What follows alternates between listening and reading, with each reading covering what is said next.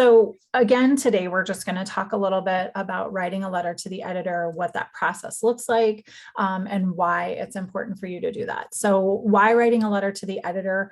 The opinion section is still one of the most read parts of the newspaper. And, we have a lot of newspapers that are both print and online. So it's really easy for us to share those letters to the editor, by either taking a picture of them or by sharing the link to them. So they can get a lot of mileage besides just showing up in that one paper. We know that timeliness and relevance is really important. So because the confirmation hearing for Judge Ketanji Brown Jackson started on Monday, we want to make sure that we're writing these letters within, the time frame of the next couple of weeks, so that we're encouraging our senators Ernst and Grassley to have a prompt confirmation process and support her when that vote does come up. I encourage folks to submit their letters to the editor to both local papers and to major news publications in the state, like the Des Moines Register, the Cedar Rapids Gazette, Sioux City Journal, Quad City Times, and other larger papers. So we can hit both our local audiences if we live in a small town or a small community, but also a larger statewide audience. And one thing we do know is that congressional staffers look at these letters to the editor to see how people are talking about current issues and how they're talking about their representative or their senator. So, this is something that we know these congressional staffers will have their eyes on, and it's something hopefully we can help, educate others and influence public opinion on this confirmation process. So when we talk about writing these letters to the editor, I try to break it up into a formula. So talking about why it matters, talking about a shared value. What do we all believe? What do we all want? What is our vision for the future? What's the problem if this doesn't happen? Who's opposing this? Who benefits from this? Why might people be opposing the confirmation of this particular judge? And then what is the impact? This is where you can go back to this shared value, where you can talk about the future, what this looks like if we work to accomplish this or achieve this. And this is also a great place to tell a personal story. If you have personal points of interest or a personal story that you can include to a letter to the editor, we know that oftentimes those messages that appeal to the heart are able to persuade people because they can relate to it. So we want to tell personal stories whenever we can. And then the last part of that letter to the editor is just a solution or a call to action. What do we want to see happen? What happens because we want this confirmation, or what do we want Senators Ernst and Grassley to do? So trying to break that letter to the editor into a very clear point, sticking to the facts or sticking to the topic, and making sure that we're not trying to bring in too much extra information and we lose our message or we lose our point in that letter to the editor. And I'm going to go ahead and I am going to turn this over to Katie. Thanks. So how we're drafting these, a lot of this still follows what Amy just talked about in formulating our messages, but I wanted to give folks a little idea of where our messaging is coming from. And so for our Supreme Court messaging particularly, a lot of our Ketanji Brown Jackson messaging and our, what does this mean for America messaging comes from the Leadership Conference on Justice and Human Rights. Some of our data comes from Data for Progress polling that shows what people are concerned with regard to a conservative court, and that is whether or not it poses a threat to health insurance, Roe versus Wade, background checks when purchasing guns, like all of these things, particularly healthcare, are top concerns for Americans who are concerned with the current dynamics of the court. And then, of course, a lot of our guidance comes from Anat Shankar-Osario messaging, testing, and guidance. She's done so much to educate so many of us on how to craft this stuff. And her formula works. And then also a lot of what she put together on this nomination actually also tracks with some Navigator polls that not only show that people trust Biden to make this nomination, more than half of Americans do, but that the messaging that really works is focusing on her credentials. And I think the next slide. So this is information from the Navigator poll that talks about her credentials. And so I did a little bit to kind of take some of these messages and incorporate them into why she's a great candidate. And so these were the top performing messages when talking to poll responders across America about why Ketanji Brown Jackson is a good candidate for the Supreme Court. And it all came back to her credentials. So one being that she has the qualifications, character, and dedication to the Constitution necessary to serve on the nation's highest court. She has the experience across the justice system. She has worked as a public defender, served on the bipartisan U.S. Sentencing Commission, and she served as a judge on the District Court and DC Circuit Court of Appeals. And the DC Circuit, that is one that she's actually been approved by the entire Senate for before. And then lastly, she's been praised by former Republican Speaker of the House, Paul Ryan, who said that our politics may differ, but my praise for Ketanji's intellect, for her character, and her integrity is unequivocal. Sorry about this. I just was not expecting that phone call. Next slide. And so some of the stuff that we got from the Human Rights Conference was really talking about what we stand to gain from this. So in addition to talking about her credentials, a lot of this can be factored into the value and also, what outcomes we can achieve from this. So emphasizing what nominating and confirming a Black woman to the Supreme Court does and adding perspective to right past wrongs, how it will more accurately represent what America actually looks like and the impact that will have on the lives of Black women and girls, not just in America, but around the entire world. The court's diversity will help the bench really understand the influence that wealth and power have on the freedoms of America, and her experience working for everyday Americans will really help out with that as a defender. The diverse court with that will finally be able to fight against power that's attacking our rights and freedoms. And by making it look more like us, Biden has the opportunity to take on corporate greed, protect the rights and freedoms of hardworking families in Iowa and across the nation, and help us make a dignified living wage. Next slide.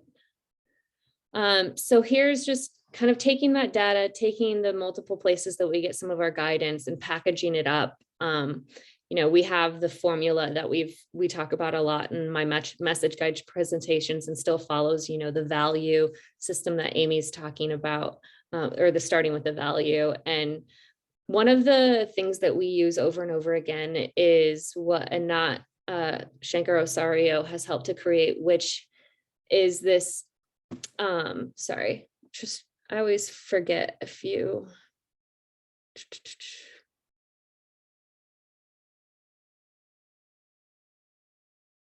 All right, my eyes don't want to find this note, but the way that she puts together her race narrative values beginnings is unifying. Basically, by starting out with a phrase like, no matter our color, or our zip code, where we're from, race, place, these kinds of beginnings, it helps us not only start with a value, but unite our audience and make sure that whatever dog whistles or toxic speech are coming out of the opposition's messaging, that we can kind of jump over that, bring people together. And this has actually been proven to work.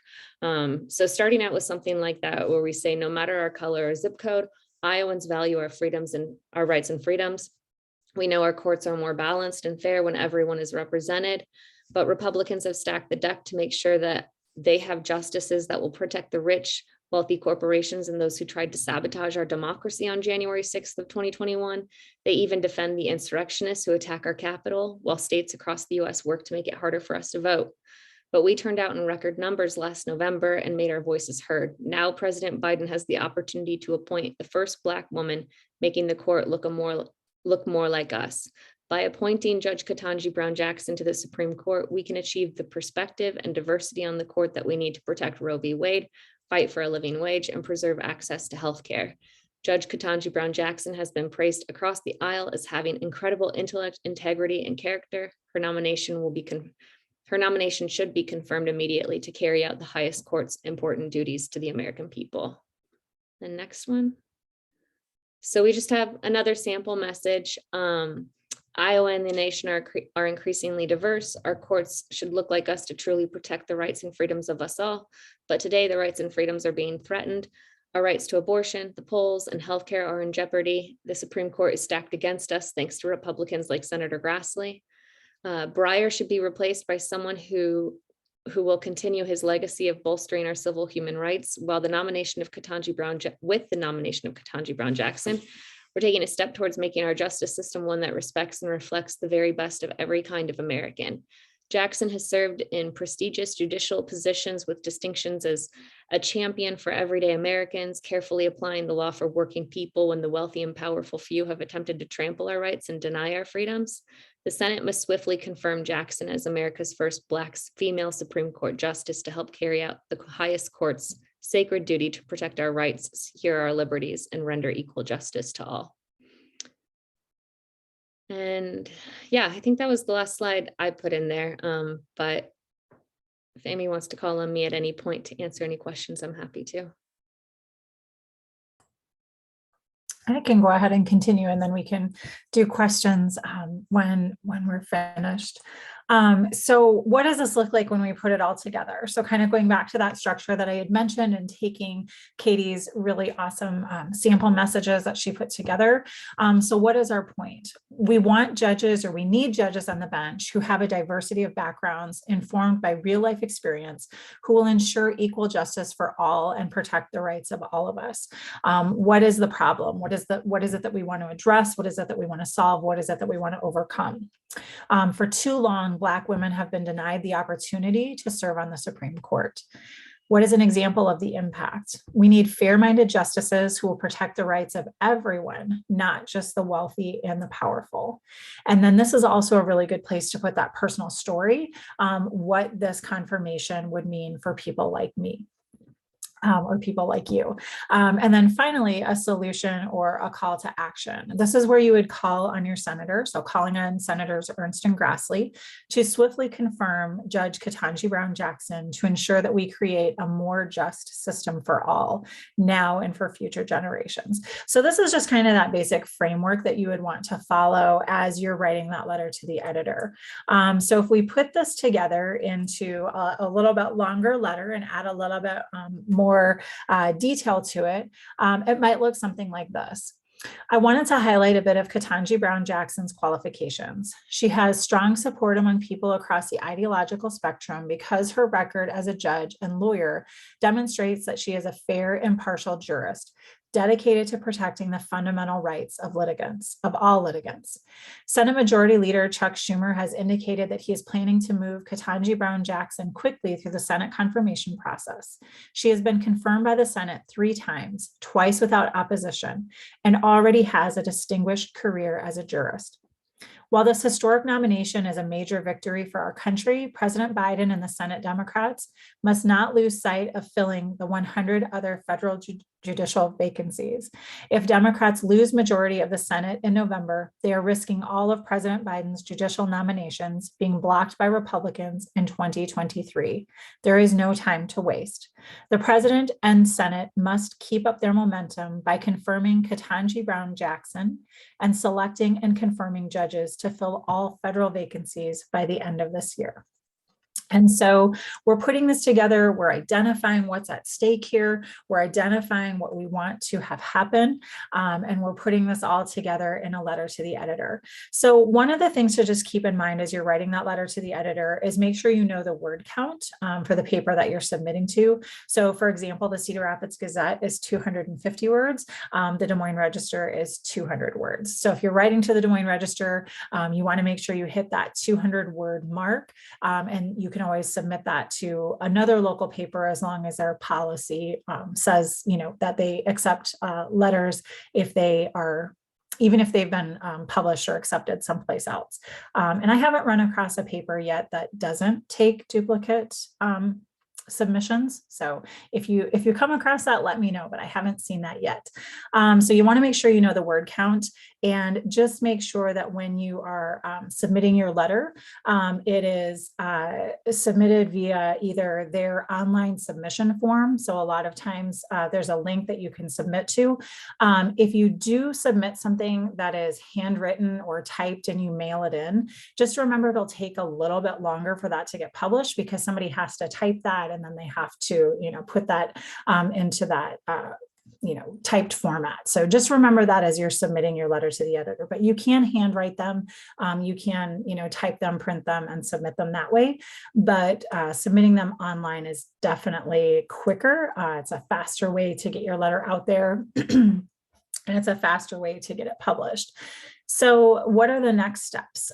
So what Katie put on the slides, she has her sample messaging, she has her talking points, and Progress Iowa has created a guide for you to craft your own letter to the editor.